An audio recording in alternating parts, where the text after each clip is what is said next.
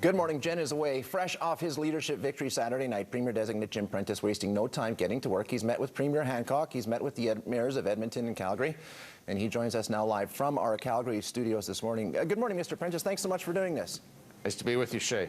Why don't we start with the vote itself on Saturday, as you've talked about it. A lot of confusion, a lot of allegations of this went sideways, that went sideways. Give us your reaction to how things went on Saturday with the leadership vote. Well, of course, the vote was overwhelming. You know, it's pretty decisive, really, and I'm humbled by that, but it was clearly a landslide.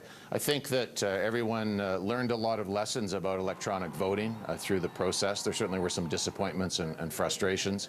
But, I think at the end of the day, really, the results are pretty clear, and it was a massive landslide.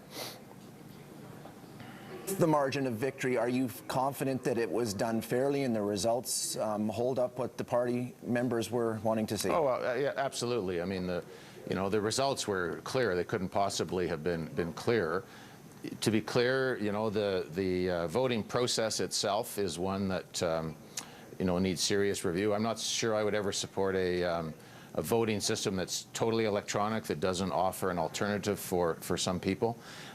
There were frustrations, to be sure, and disappointments, but at the end of the day, 77% of the people came out, cast their votes, and voted for the kind of renewal and change that I've campaigned on over the course of the entire summer. You've talked about putting your cabinet together and being sworn in within a week. Some talk about possibly unelected members of your cabinet. Is that something that you're considering, and is there any names that you want to share with us today?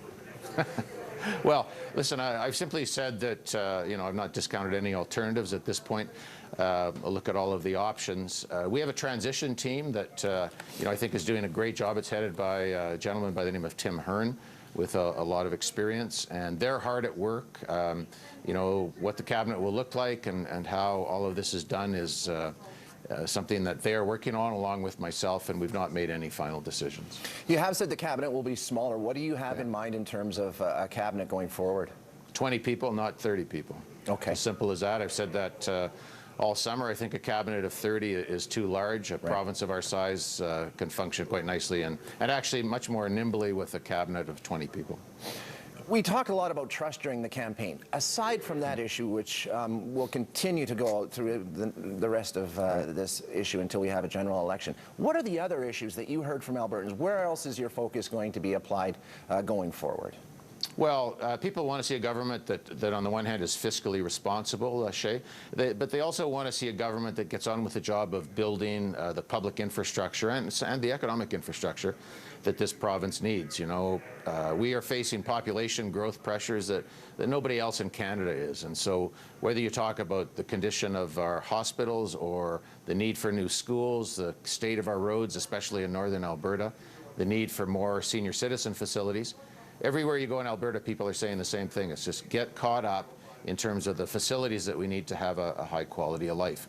Now, to be sure, there are other issues. There's economic questions, and we all know that our prosperity is tied, as Albertans, to accessing global markets, and so, pipelines in every direction are important.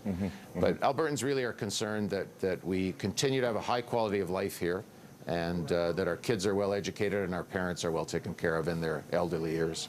At this stage of the game, are you still fairly focused on macro thinking, or are you turning your attention to some of the specific, the Michener Centre, for example, and other, more specific individual situations like that, or are you still thinking in general terms? Right. Well, the transition process has been underway here now for a while. There's a lot of work to be done. It is a bit like drinking from a fire hose.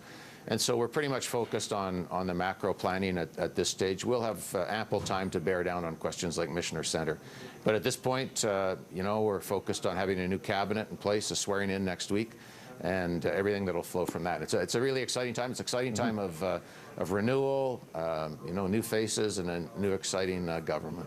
It is a busy time as well, and we appreciate you giving us a couple of minutes of your time this morning. Thanks very much, Mr. Prentice. Great. Nice to be with you. You're watching the Morning News on Global Edmonton.